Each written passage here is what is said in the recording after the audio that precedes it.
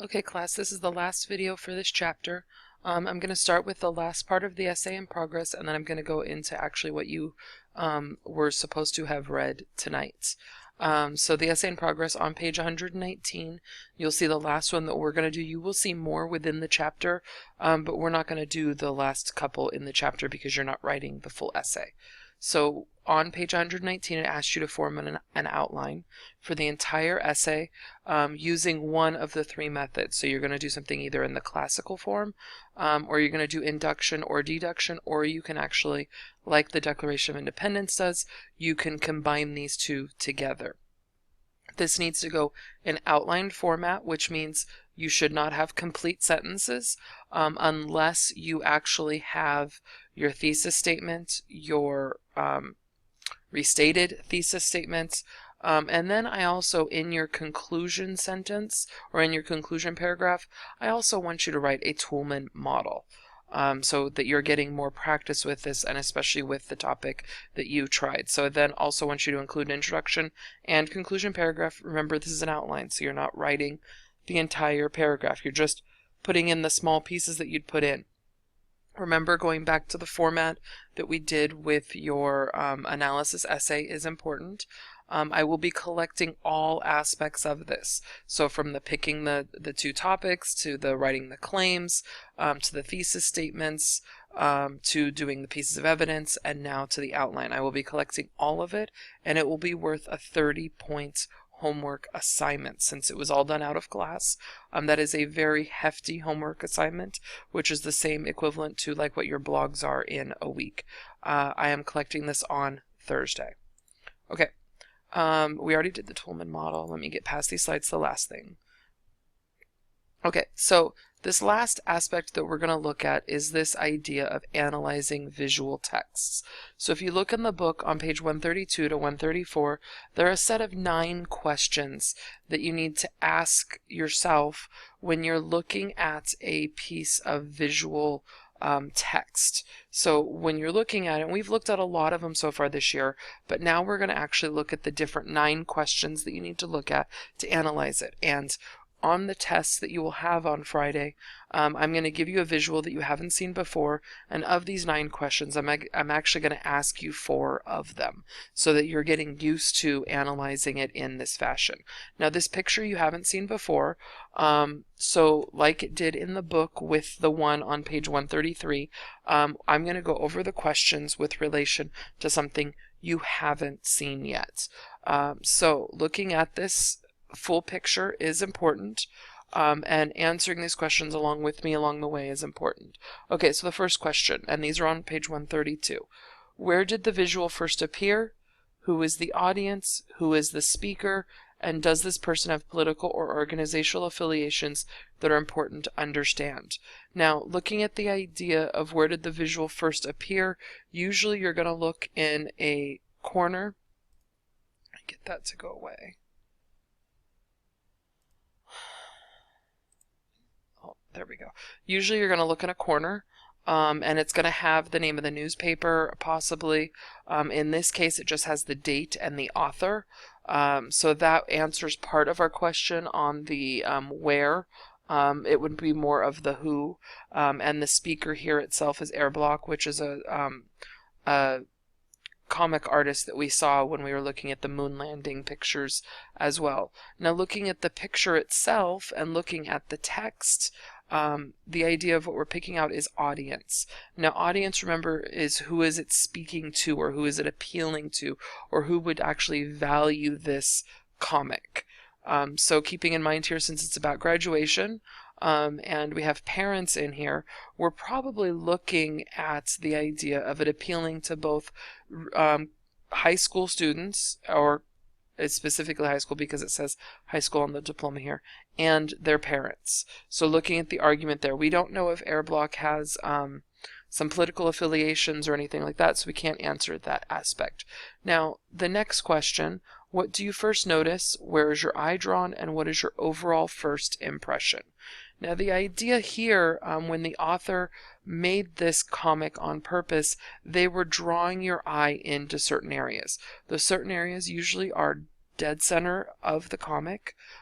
or they're done with color or shading of some kind to draw attention. So here the author is drawing your attention to the diploma. They want you to actually read the text on the diploma so that you understand the argument that he is actually trying to make in the rest of the cartoon. The next topic, or the next question, what topic does the visual address or raise, and does the visual make a claim about the topic?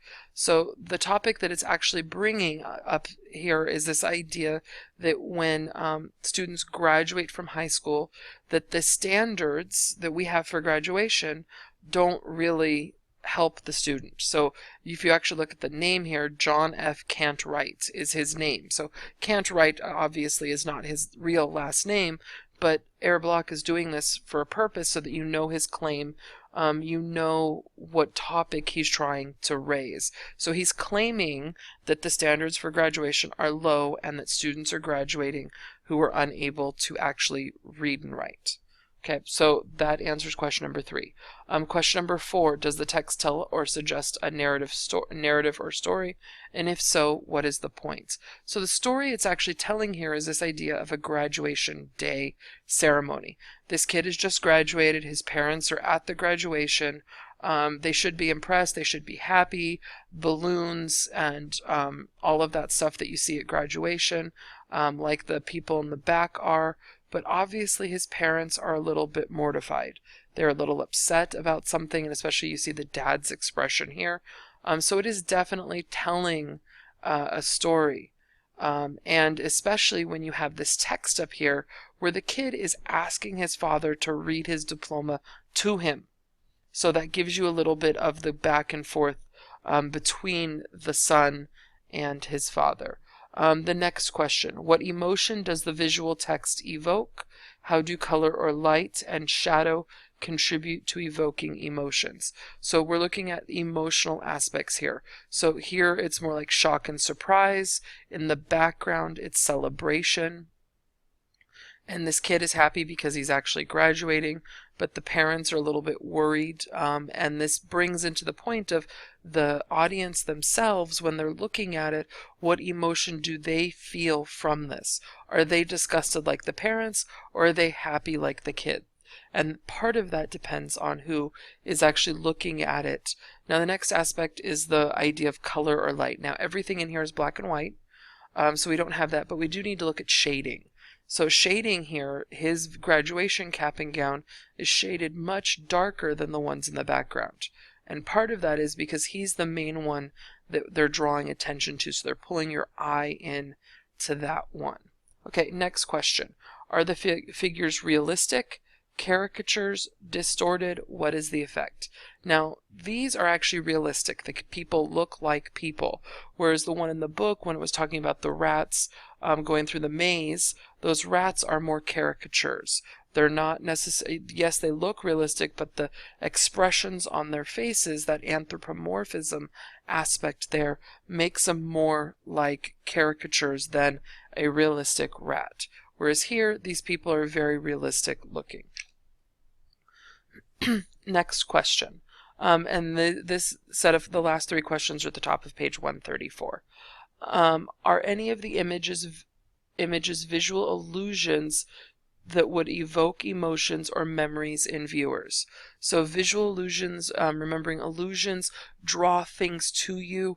They usually come in Shakespearean, historical, mythological, or biblical.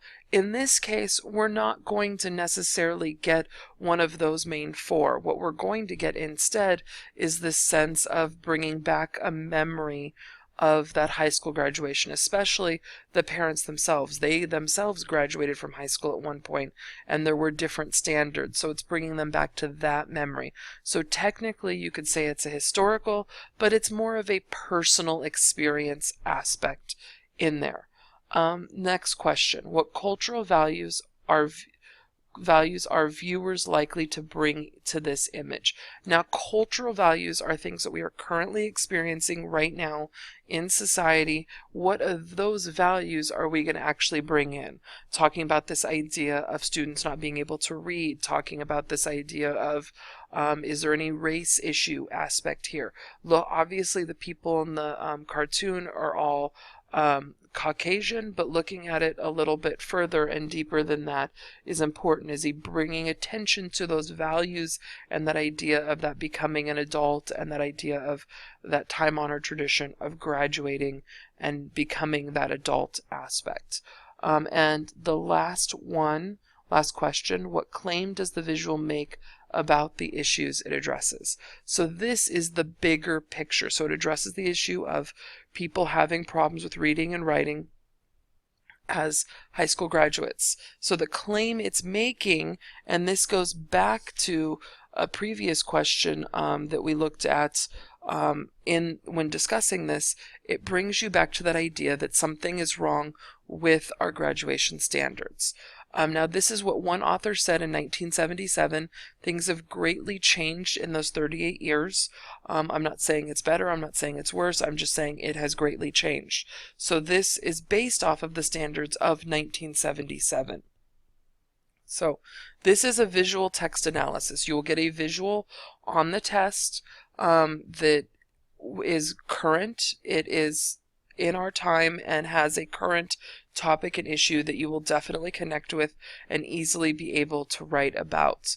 So keep that in mind as you're doing this. So tonight's homework is to continue on with the essay in progress, continue on with working with your presentation and your project with your partner, and tomorrow we will tie up and finish the chapter. Good luck, and I'll see you in class tomorrow.